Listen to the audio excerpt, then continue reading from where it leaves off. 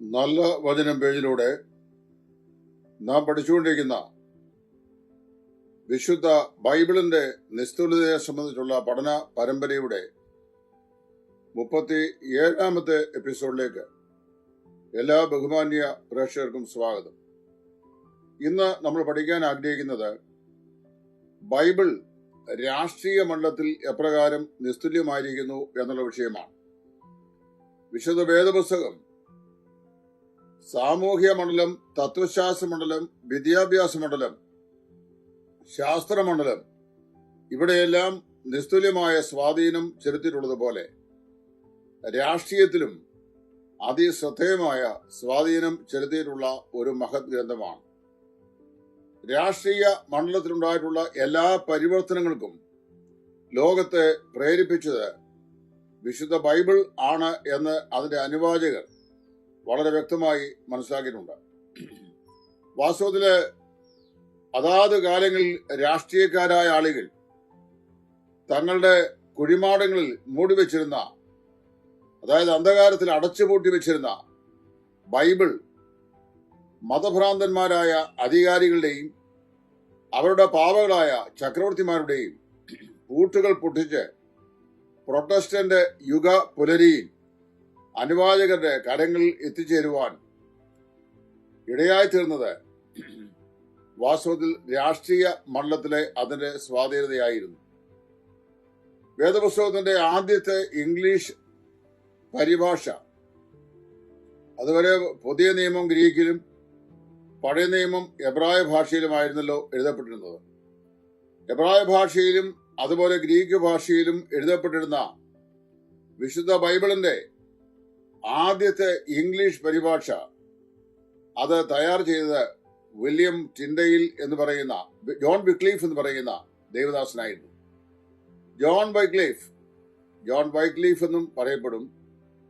John വിക്ലീഫ് എന്ന് പറയപ്പെടുന്ന ഈ ദേവദാസന്റെ തർജ്ജമയാണ് ഇംഗ്ലീഷ് ഭാഷയിലേക്കുള്ള ബൈബിളിന്റെ ആദ്യത്തെ ഭാഷാന്തരം. ബൈബിൾ ജനങ്ങളാൽ ജനങ്ങൾക്ക് വേണ്ടിയുള്ള ഒരു ഗവൺമെന്റ് സാധ്യമാക്കി തീർക്കും എന്ന് ആ തർജ്ജമയുടെ ആമുഖത്തിൽ അദ്ദേഹം രേഖപ്പെടുത്തിയിട്ടുണ്ട്.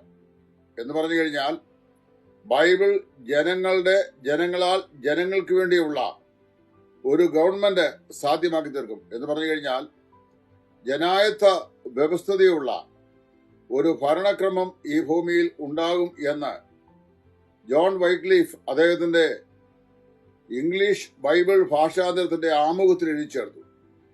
വാസ്തവത്തില് ജനായത്ത വ്യവസ്ഥതയിൽ അടിസ്ഥാനപ്പെട്ട ഒരു ഭരണ സംവിധാനം ലോകത്ത് രംഗത്ത് വരുവാൻ നിദാനമായി ഭവിച്ചത് വിശുദ്ധ ബൈബിൾ ആയിരുന്നു. മാത്രമല്ല, ബൈബിൾ സാമ്പത്തിക സമത്വവും പ്രഖ്യാപിക്കുന്നുണ്ട്. ധനവാനെന്നും ദരിദ്രനെന്നും എന്നുള്ള രണ്ട് ശ്രേണികളിലാക്കി മനുഷ്യവർഗത്തെ വേർതിരിക്കാതെ സാമ്പത്തികമായ സമത്വം, സ്ഥിതി സമത്വം വളരെ വ്യക്തമായി ലോകത്ത് രാഷ്ട്രങ്ങളോട് പ്രഖ്യാപിച്ചത് വിശുദ്ധ ബൈബിളാണ്. അതിന് ഉപോദ്ബലകമായി നമ്മള് ദൈവവചനത്തിൽ വായിക്കുന്ന ഏറെ പെറുക്കിയവന് ഏറെയും കുറെ പെറുക്കിയവന് കുറവും കണ്ടെത്തിയില്ല എന്നുള്ള പ്രഖ്യാപനമാണ്. അത് പുറപ്പാട് പുസ്തകത്തിലാണ് നമ്മൾ വായിക്കുന്നത്. ഇസ്രായേൽ ജനത മിസ്രൈമിൽ നിന്ന് യാത്ര ചെയ്ത് പാറാൻ മരുഭൂമിയിൽ പ്രവേശിച്ച് മരുഭൂമി വഴിയായി അവർ യാത്ര ചെയ്ത് മുമ്പോട്ട് വരുമ്പോൾ മരുഭൂമിയിൽ വെച്ച് ദൈവം അവർക്ക് ഭക്ഷിപ്പാൻ കൊടുത്ത മന്നയെ സംബന്ധിച്ചുള്ള വിവരണം പറയുമ്പോൾ അവിടെ പറഞ്ഞിരിക്കുന്നു, ഏറെ പെറുക്കിയവന് ഏറെയും കുറെ പെറുക്കിയവന് കുറവും കണ്ടില്ല എന്ന്. അത് സാമ്പത്തിക സ്ഥിതി സമത്വത്തെ കുറിച്ചാണ് പറയുന്നത്. വാസ്തവത്തിൽ സോഷ്യലിസം അല്ലെങ്കിൽ കമ്മ്യൂണിസം എന്നൊക്കെ പറയുന്ന ആശയം വിശുദ്ധ ബൈബിളാണ് അതിന് അടിത്തറയിട്ടത് എന്ന് പറയുന്നതിൽ തെറ്റില്ല. ഇന്ന് ലോകത്ത് നിലനിൽക്കുന്ന കമ്മ്യൂണിസത്തെ കുറിച്ചല്ല, മറിച്ച് സ്ഥിതി സമത്വമുള്ള ഒരു ആശയത്തെ സംബന്ധിച്ചുള്ള ആവിഷ്കാരം ലോകത്തിന് നൽകിയത് വിശുദ്ധ ബൈബിളായിരുന്നു. പിറക്കിയവർക്ക് എല്ലാവർക്കും സമമായിരുന്നു എന്നുള്ള പ്രഖ്യാപനം കൊണ്ട് അത് നമുക്ക് മനസ്സിലാക്കാൻ സാധിക്കുന്നുണ്ട്. അപ്പോസ്തോലിക കാലത്ത് അപ്പോസ്തലന്മാരുടെ അടുക്കൽ തങ്ങൾക്കുള്ള വസ്തുവകളും ധനമാർഗങ്ങളുമെല്ലാം വിറ്റുപിറക്കി അത് അപ്പോസ്തലന്മാരുടെ അടുക്കൽ കൊണ്ടുവന്ന് എല്ലാം പൊതുവക എണ്ണിയ ഒരു വിശ്വാസ സമൂഹത്തെക്കുറിച്ചുള്ള പരാമർശം അവിടെ നാം വായിക്കുന്നു. കൊരിന്ത്യ ലേഖനത്തിൽ അപ്പോസ്തലനായ പൗലോസ് പറയുമ്പോൾ നിങ്ങളുടെ സുഭിക്ഷം അവരുടെ ദുർഭിക്ഷത്തിന് ഉതകുമെന്നും അങ്ങനെ സമത്വം വരണം എന്നുമാകുന്നു അപ്പോസ്തലനായ പൗലോസും പറഞ്ഞിട്ടുള്ളത്. ചുരുക്കം പറഞ്ഞു കഴിഞ്ഞാൽ ക്രിസ്തു കൽപ്പിച്ച കൂലി വ്യവസ്ഥയും അവിടുന്ന് വാഴ്ത്തി നൽകിയ അപ്പവും തൃപ്തമാംവിധം സമത്വഭാവം ഉള്ളതായിരുന്നു എന്ന് നമുക്ക് മനസ്സിലാക്കാൻ സാധിക്കുന്നു. ഈ ആശയങ്ങളെ നാം ഉൾക്കൊള്ളുമ്പോൾ മനസ്സിലാക്കാൻ സാധിക്കുന്ന ഒരു വിഷയം, രാഷ്ട്രീയ മണ്ഡലത്തിലെ ജനാധിപത്യ വ്യവസ്ഥതയിലുള്ള ഭരണ സംവിധാനവും അതുപോലെ സാമ്പത്തിക സ്ഥിതി സമത്വവും എല്ലാവർക്കും തുല്യത്വമുള്ള ഒരു സാമ്പത്തിക വ്യവസ്ഥതയും വിശുദ്ധ ബൈബിളിന്റെ മഹത്തായ സംഭാവനയാണ്.